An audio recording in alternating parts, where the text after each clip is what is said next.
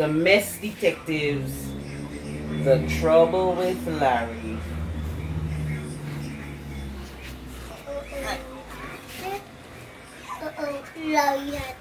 Ladies and gentlemen, the story you are about to read is silly. The names have been changed to protect the serious. In the city of Bumbleberg, the worst messes are taken care of by the Major Mess Division. That includes me and my partner.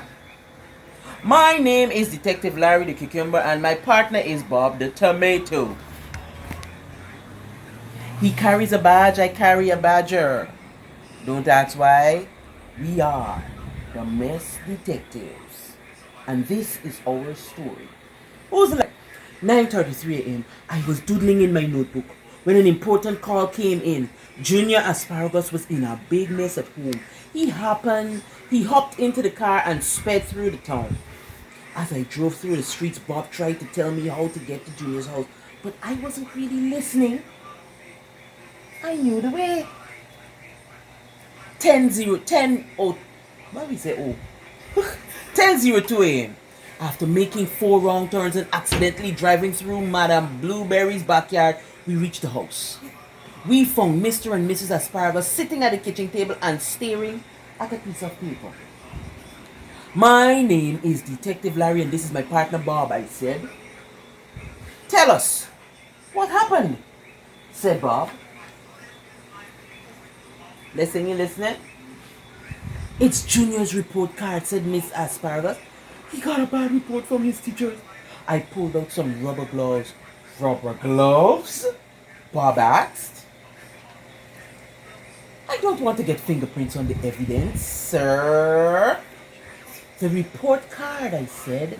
But Larry, you don't have fingers. All right. Mr. Badger took the gloves. I took a look at the report card with my magnifying glass. Doesn't look so bad to me. Junior got an N for a nice job in all of his classes. Which one you ever got an N? Don't bring an N to me. Or to Daddy. Bob flipped the report card over. Now all of the N's look like U's. Yipes, I said. I guess Junior's got U's for unsatisfactory. That means Junior's teachers are unhappy with his schoolwork, explained Bob. But why? Why? Asked Mrs. Asparagus. We'll find out, ma'am. As we got ready to leave, I slipped the report card into a plastic bag. That's what detectives do with evidence. Larry, said Bob. Yes, Bob. You just put the report card in your lunch bag with your tuna and peanut butter sandwich. What? A tuna and peanut butter? Who would eat something like that? Not me. Larry. Daddy. 10:47 a.m. We arrived at Veggie Valley Elementary School and set up a 2-way mirror in the janitor's closet. We could see John Jr.'s class, but they couldn't see us. Pretty nifty. While Bob watched Junior, I decided to eat my lunch early. I needed to empty the plastic bag in case we got more evidence. 11:32 a.m. Aha! I figured out why Junior is not doing well in school, Bob said. He is not listening in class. You talking to me? I asked Bob. I said Junior isn't listening. Bob grumbled. Just look at him. He's doodling, whispering to the other kids, and messing around. While Bob continued to talk, I cut the crust off my sandwich. It's really important to listen because sometimes God teaches us through the things people say, Bob pointed out. When you listen, you learn. Don't you agree, Larry? Larry? Larry! Startled, I looked up from my sandwich. Sorry, I wasn't listening. Bob rolled his eyes. He does that a lot. 1 p.m. We decided to talk with Junior and his parents that evening. How did they get to 1 p.m. in the evening already? I'll meet you at Junior's house at 6 o'clock. Okay, good. Bob told me he gave me directions to the house. I should have made a note of that, but I wasn't listening. It's important to do what? Listen. Right. Because when you listen, you learn. Right. A good listener is a good learner. Very good. 5:45 p.m. I hopped in the car to head to Junior's house, but I must have made a wrong turn somewhere. I didn't remember Bob saying anything about driving through Mr. Lunt's petunias. Petunia is a flower, I think. So Yeah, petunia is a flower. 6:15 p.m. I was on the highway heading away from Bumbleberg. This couldn't be right. I decided to call Bob on the car radio. Only one big problem. I didn't know how to use the new police radio in our car. I wasn't listening. When Bob told me, 7:43 p.m. I stopped at the gas station to ask for directions. Unfortunately, the peas at the gas station didn't speak English. I was lost big time. Why was he lost? Because he didn't listen. He wasn't listening. Do you listen to your parents? Not all the time. Thank you for being honest. Is it important to listen all the time? Yes. It is. 8:22 p.m. Finally, my badger figured out how to use the police radio. Bob, come in. Bob, are you there? Said Larry.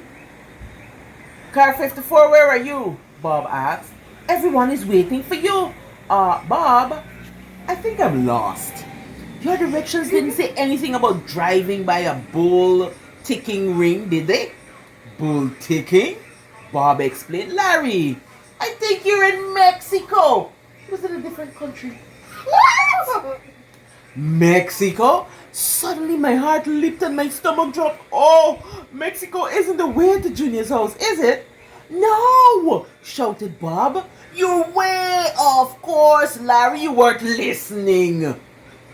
When I gave you directions, Bob was really mad. He was probably turning red in the face. Isn't Bob a tomato? Yes. So isn't he already red? So he turned more red or redder? Redder, alright. Bob was really mad. He was probably turning red in the face. Don't you remember what I said? Bob cried. When you listen, you learn, Larry. Larry, you are still there? Larry? Are you still there? Oi, oi.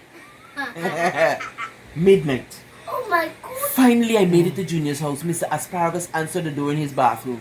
Sorry I'm late, Mr. Asparagus. Are you ready to talk about Junior's problems in school? Mr. Asparagus yawned. Detective Larry. Bob left a long time ago. However, we do have some good news. Sound like you listening, girl? I learned why it's important to listen, came a voice from the staircase. It was Junior. I learned that if you don't listen, you can wind up in a big mess. Just like you, Detective Larry. That's right, added Mr. Asparagus. All evening we listened to Bob talk to you on the radio. Junior learned that letting his mind wander in school it's a lot like wandering all over the map. When you don't listen, it can really mess you up. Righto, I said. Also, listening shows you care, said Mr. Asparagus. If you listen to a teacher or a parent or a friend, it shows you care about them. You care about what they have to say. I made a note of that. Suddenly I realized that I too had acted like I didn't care. If I had really cared about Bob, I would have listened to what he had to say. Thanks for showing me why I should learn to listen, Junior said to me with a smile. Glad to help, I answered. I felt bad about how I messed up the day. Adios, I said as I went back to my car. Why did he say adios? Because he meant bye-bye in Spanish. Why did he use the Spanish word? Probably trying to be friendly. Trying to be friendly? Is it because he accidentally went to Mexico? Yes. Right. Because he wasted so much time because he didn't listen. He went to Mexico So you might as well just say goodbye in Spanish. Adios, Detective Larry. 1:15 a.m. I couldn't sleep, so I drove over to Bob's house and asked if we could get a slushie at the all-night diner. Sorry I didn't listen to you today, I said to Bob. You're forgiven. The important thing is that you learned something, just like Junior did. That's true, I said.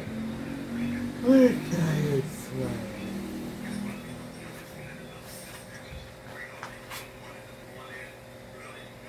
Maybe this was God's way of teaching you an important lesson, Bob continued.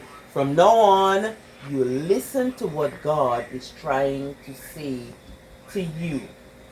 What did you learn from I think you missed another page. somebody throw it out? I learned from the story. What did you learn from the story? Samuel, what did you learn? What Bob didn't do? What Larry didn't do? He didn't listen. He didn't listen. What Larry did not do, Sadie? He did not listen because I'm that. He didn't listen. Good. Why is it important to listen? The Bible says, listen before you speak. Be slow to speak and Oh, Quick. quick to ask. Right, that's what the Bible says in BB. Slow to speak and quick to listen. Instead of on one. Why do you have two ears and one mouth? because that's how God made us. He made us so we can listen more than we So,